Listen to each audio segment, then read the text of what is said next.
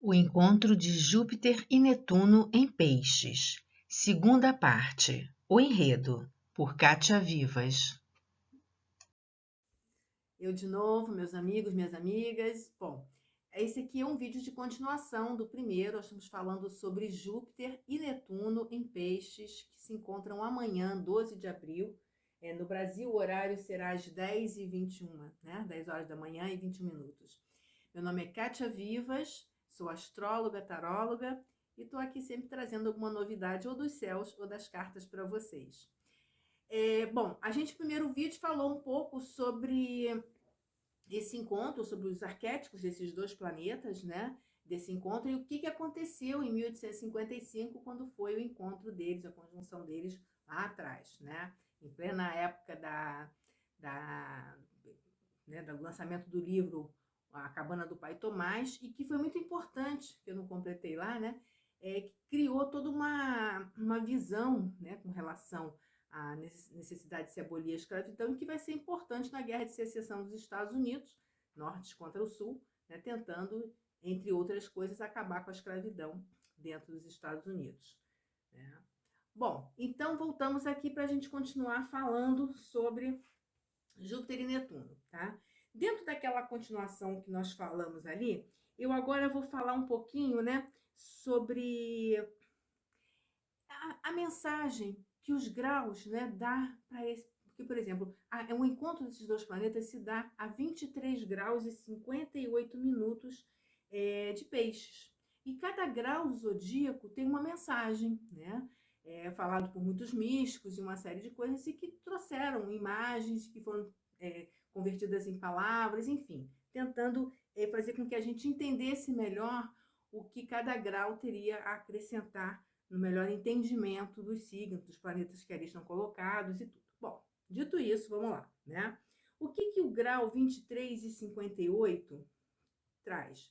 Né? A imagem dele é de um médium materializador em ação. Para quem conhece um pouco de espiritismo, sabe que existem médios que materializam, né, as coisas, tá?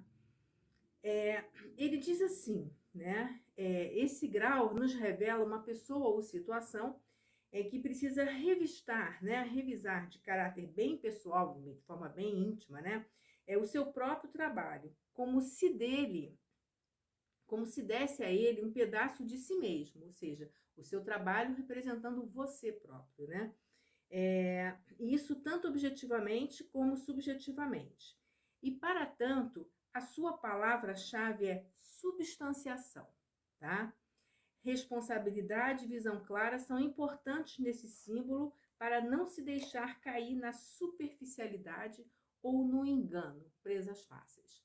Bom, dito isso, eu acho muito interessante, porque a substanciação, o que é? É você colocar substância em alguma coisa, você dar forma a ela, né? É você nutrir, alimentar, né? É fazer dela uma substância, criar, dar existência a ela, né? A substanciação também, ela faz parte de uma história muito bonita, né? Da religião católica, da religião cristã, né? Vamos dizer assim, que é a Santa Ceia, né? A Santa Ceia, quando Jesus diz para os seus discípulos, né? Que o pão é o corpo dele e que o vinho, né, é o sangue dele, isso é uma substanciação também, né? Ele não transforma as coisas, mas é como se transformasse. E mais ou menos esse grau fala sobre isso. E aí volto eu nessa questão de que sempre que Netuno e Júpiter estão envolvidos, eles pedem da gente um pouco mais do que a imagem. Embora Netuno, né, seja o grande construtor de mitos.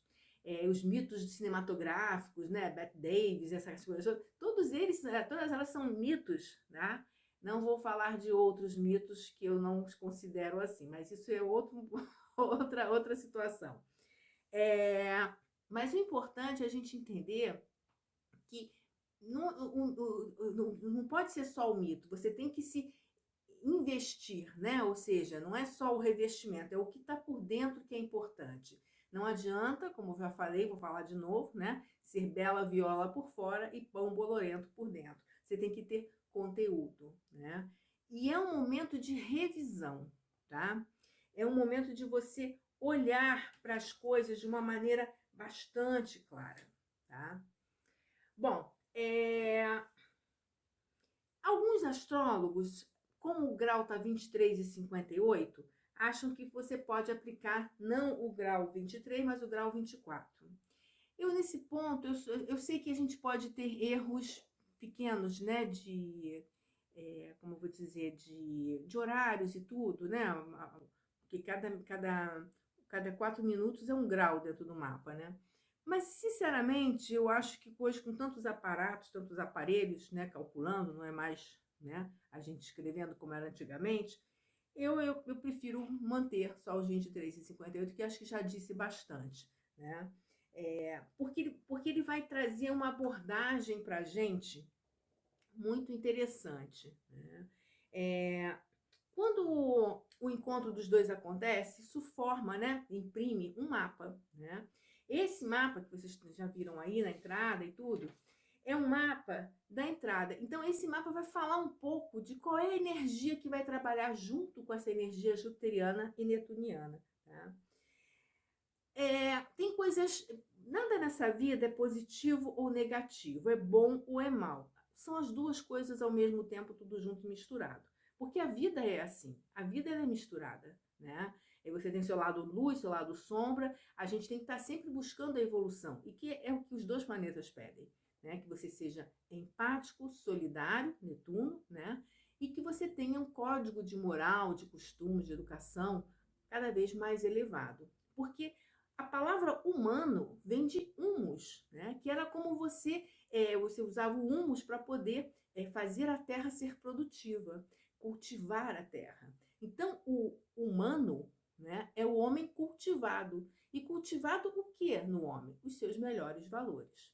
Então, é para isso que nós estamos aqui. A gente não está aqui para, né, cirurgias, para somente trocar taças, bater taças, né, dar brindes de taças de vinho. É claro que toda comemoração é bem-vinda, tem, né, a própria Santa Ceia, uma comemoração, entre aspas aí, né? Mas, enfim, é uma confraternização, né? Mas o que eu acredito é que essas coisas todas vão trazer um pouco do entendimento desse mapa aí.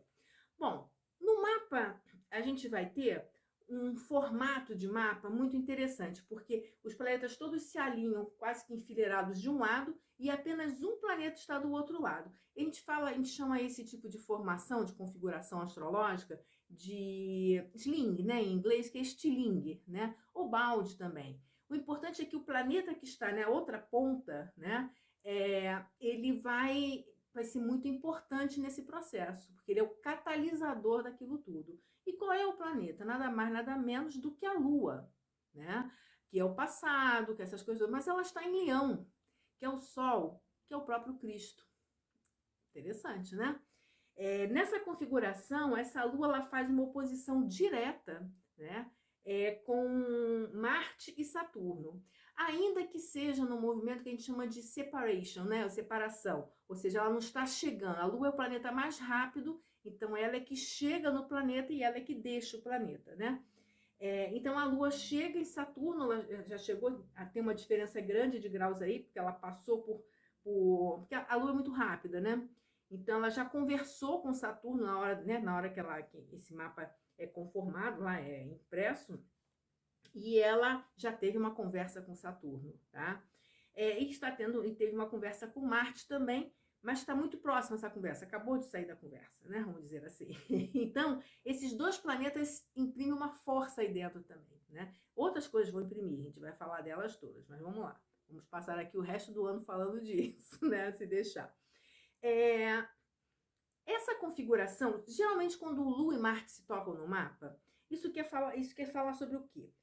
Fala sobre uma reação emocional, reações exageradas, a emoção à flor da pele. Você reage, você é uma pessoa reativa. Isso no mapa astral, né, de cada um de nós.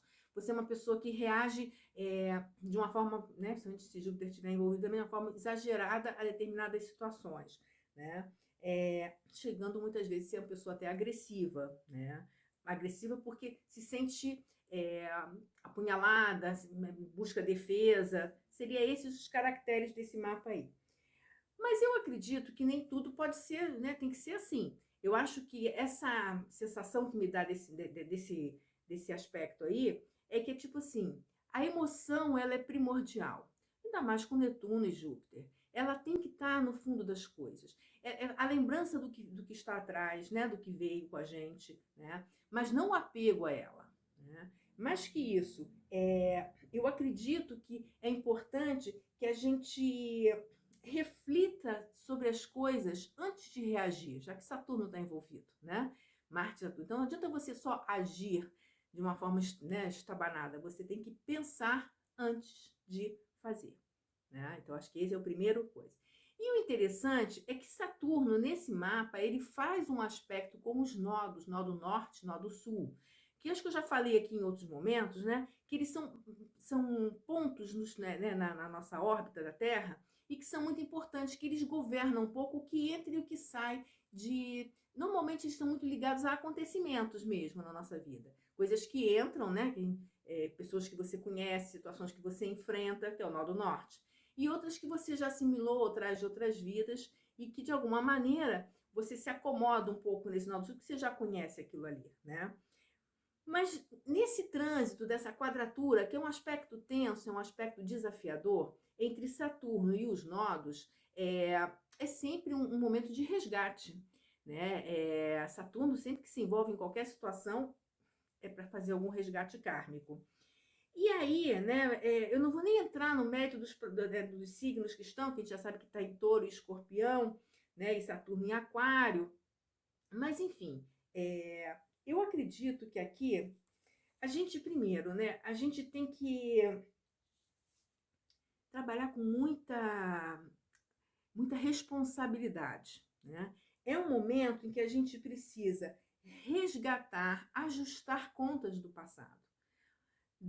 Tá devendo alguém? Pague. É importante pagar. Isso é uma coisa que se repete em vários momentos ao longo de tudo que a gente vem enfrentando, né? É um momento kármico, você tem que pagar. Você tem que equilibrar aquilo que você, né, desequilibrou lá atrás, tá? Mas não é para você ficar sofrendo, culpado eternamente, né? Porque tem coisas que você precisa passar, né? Você tem que resolver, solucionar e continuar, né? Não pode ficar arrastando as correntes o tempo todo. Você tem que também ir adiante, né? Então também é momento de você se livrar de determinadas cargas que não são suas ou que você já, né, teve elas durante um tempo e que esse momento já passou e que você já cumpriu, já equilibrou aquele karma ali de alguma maneira, tá? Então é esse momento de entrada e saída, ou seja, né, a gente organizar, resolver as nossas pendências, né, liberar essa energia toda. Porque, gente, sempre que você libera alguma situação difícil da sua vida, seja perdoando alguém, seja pagando as suas contas, seja o que for, você também não só se alivia daquela pressão, daquela culpa, como a partir daquele momento que você está aliviado, outras coisas vão surgir para você. Porque toda tensão, todo sentimento de raiva, faz você se fechar, faz você prender dentro de você as suas emoções. E que tem muita coisa boa ali misturada e que você precisa soltar essas coisas boas também. Então, acho que o primeiro toque que esse aspecto todo, esse encontro, vai trazer, e que não traz da noite para o dia, tá, gente? Esse é um aspecto, como eu já falei, que vai durar 165 anos, né? Ele vai mudar de signo daqui a 14, né? Ainda está bem lá na frente. E que são coisas que você precisa fazer mesmo, né? Nesse momento aí, tá? Então, eu acho isso extremamente importante. A outra coisa que é importante, a gente, por exemplo, se a gente parar para pensar em termos dos aspectos, né? Bom, eu estou falando dos mais difíceis por enquanto, né? Então vamos lá. Essa mesma Lua, né? Ela faz um aspecto desagradável a Plutão, né? Que também está fazendo um aspecto desagradável a Mercúrio, que é importante porque no mapa, né, feito para o Brasil, ele é o regente do mapa, já que ele, né, é o regente de Gêmeos, que é o ascendente do nosso mapa aqui, né, para o Brasil. Então, que é isso, né? Plutão é sempre um planeta que vai botar você nu, né? Ou seja, você tem que falar as coisas de uma forma extremamente... Você se enxerga, ele tira tudo de você, deixa você nu, de frente para você, tá? E aí, ou seja, nesse aspecto de quincúncio com a Lua e com quadratura com Mercúrio, o que isso traduz, né, pra gente? É assim, é um momento de você ser verdadeiro com as suas emoções, de você enfrentar as suas emoções. Não adianta botar elas para escanteio, dizer que não vale a pena, que deixa para lá. Não, você tem que confrontar as suas emoções de verdade. Elas têm que ser levadas em consideração. Clareie as coisas que não estão claras para você próprio. Se é alguém que está envolvido com isso, clareie com a pessoa também, né? Pense e reflita profundamente. É claro que esses aspectos que eu estou falando, gente, eu estou procurando aqui entendê-los da melhor maneira possível. Eu poderia dar outras conformações, outras interpretações aqui, né? Nós estamos num momento de guerra na Ucrânia, etc. e tal. Então, teria outras tantas mil interpretações possíveis, porque são momentos desafiadores nesse sentido. Mas eu acho que o principal, né, qual é a intenção, né, no sentido da evolução humana e pessoal, né, da humanidade e pessoalmente, é esse de você buscar refletir sobre as suas ações. Você vê que a gente está vivendo momentos assim de muitas fake news. Isso não é só no Brasil, no mundo inteiro, né? De mentiras assim se traveste, né? Pessoas que se dizem democratas e que a gente sabe que são autocratas, né? E que têm um discurso de liberdade de opinião ou de, como é que se diz, como no caso do Putin mesmo, né? Coisa de, né? Era um direito dele, porque ele estava se sentindo perseguido. Está tudo muito, muito truncado, né? As informações, as declarações são muito truncadas, né? Então, acho que é um momento da gente confrontar isso daí. As verdadeiras intenções, as verdadeiras vontades, as verdadeiras emoções, né? E refletir, pensar profundamente sobre as coisas. Porque nesse aspecto de Plutão e Mercúrio também dá um certo medo, sabe? Assim, a gente fica meio apreensivo, né? As coisas pesam muito. E a gente está sentindo isso daí também, né? A isso vai se juntar um outro aspecto, que eu vou falar num outro vídeo, porque senão depois eu não consigo subir esses vídeos para vocês, tá bom? Até já!